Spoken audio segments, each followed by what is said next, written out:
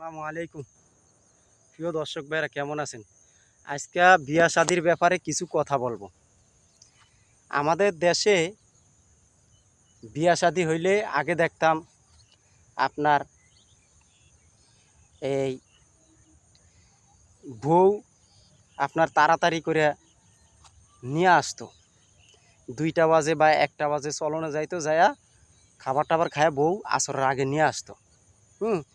আর এখন করে কি জানেন, রাত্রে 12টা 1টা বাজে যায় চলনে বউ আনতে। তাহলে সেই বউ আপনার ভালো হবে না খারাপ হবে এটা বুঝেন। এরপরে জিন ভূত আশ্রয় যে করে, কি লিগে আশ্রয় করে। তা আজকে কথা হইল কি ভাই,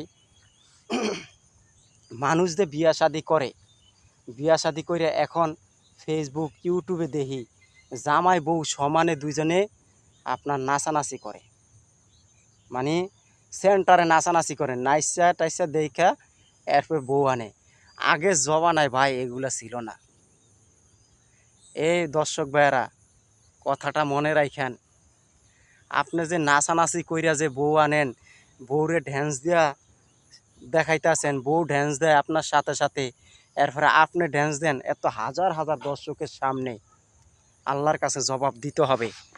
আর একটা কথা কি ভাই, আপনারা এই যে হাজার হাজার লোকেরা যে সামনে ড্যান্স দিয়ে বউ আনতে আসেন, নিতে আসেন, পাবলিকরে দেখাইতে আসেন, এইটা ঠিক না। আগের জমানায় এগুলা ছিল না ভাই। আগের জমানার মানুষ কত কষ্ট করছে, একটা বউকে কিভাবে রাখবে সেই নিয়ন্ত্রণভাবে রাখছে। একটা মানুষ দেখেছে কি, বড় ভাসুরকে দেখলে সইরা যেত আগেরকার মানুষ, মেয়েরা বা মহিলারা, যে ভাসুর আইতাছে ভাসুরের সামনে থেকে সইরা যায়। আর এখন বর্তমান মেয়েরা ভাসুর দেখলে আরও সামনে আউগায়, বুঝছেন, আরও সামনে আউগায়, আউগে যে কথা বলে। এই হইল দুনিয়া ভাই। তা আসলে আমাদের শিক্ষার ভিতরে কি, মানে শিক্ষার কোনো মূল্য নাই। এখনকার বর্তমান সমাজে বাপ মাঝে শিক্ষা দেবে, এই শিক্ষার কোনো মূল্য নাই। ওই যে কিছুক্ষণ আমি একটা ভিডিওতে বলছিলাম, আপনি যা শিক্ষা দিবেন তাই শিখব। তো কিছু কিছু বর্তমান সমাজের মেয়েরা আছে, আপনার করে কি জানেন, যে স্বামীকে তো দাম দেয়ই না, ভাসুর শ্বশুর শাশুড়িকেও দাম দেয় না বর্তমানে।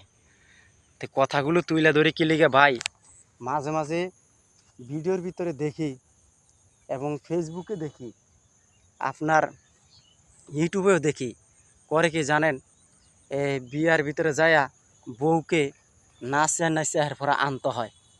কি লিগারে ভাই, আমার কথা হইলো আপনার বউ আপনি সেফটিকিন হিসাবে যদি রাখতে পারেন ততই ভালো।